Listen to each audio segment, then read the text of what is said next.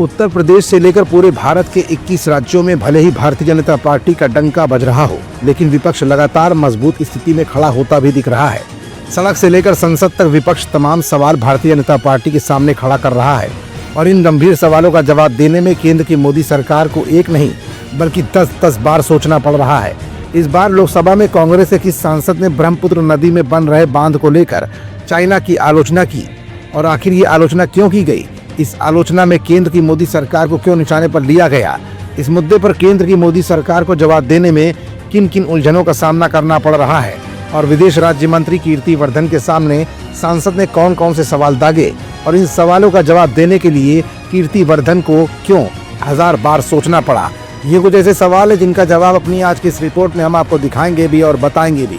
दरअसल लोकसभा में कांग्रेस सांसद गौरव गोगोई ने ब्रह्मपुत्र पर चीन द्वारा बनाए जा रहे बांध के मुद्दे को उठाया है।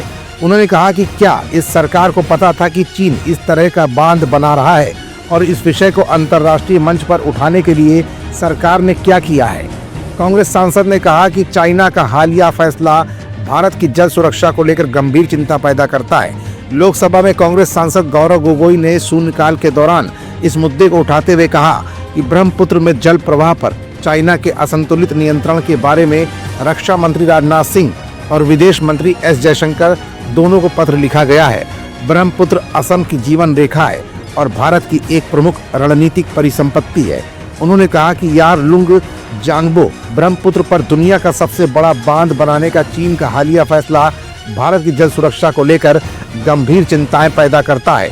कांग्रेस सांसद और लोकसभा के उप नेता ने ये मांग की कि जल बंटवारा और प्रबंधन खासकर प्रधानमंत्री, राष्ट्रीय सुरक्षा सलाहकार और विदेश मंत्रालय के स्तर पर भारत की चाइना के साथ कूटनीतिक साझेदारी का एक प्रमुख घटक होना चाहिए। उन्होंने आगे कहा कि मेरा ये सवाल है कि क्या इस सरकार को पता था कि चाइना इस तरह का बांध बना रहा है और इस मुद्दे को अंतर्राष्ट्रीय मंच पर उठाने के लिए इस सरकार ने क्या किया है? इधर कांग्रेस सांसद केंद्र की मोदी सरकार पर गंभीर आरोप लगा रहे थे तो उधर विदेश राज्य मंत्री कीर्ति वर्धन सिंह ने कांग्रेस सांसद की बातों का जवाब भी दिया। राज्यसभा में एक प्रश्न के लिखित उत्तर में ये कहा गया कि सीमा पार नदियों से संबंधित विभिन्न मुद्दों पर चाइना के साथ संस्थागत विशेषज्ञ स्तरीय प्रणाली के दायरे में ही चर्चा की जाती है। इसे 2006 में स्थापित किया गया था। उन्होंने कहा कि चाइना के साथ राजनयिक चैनलों के माध्यम से भी बातचीत होती है।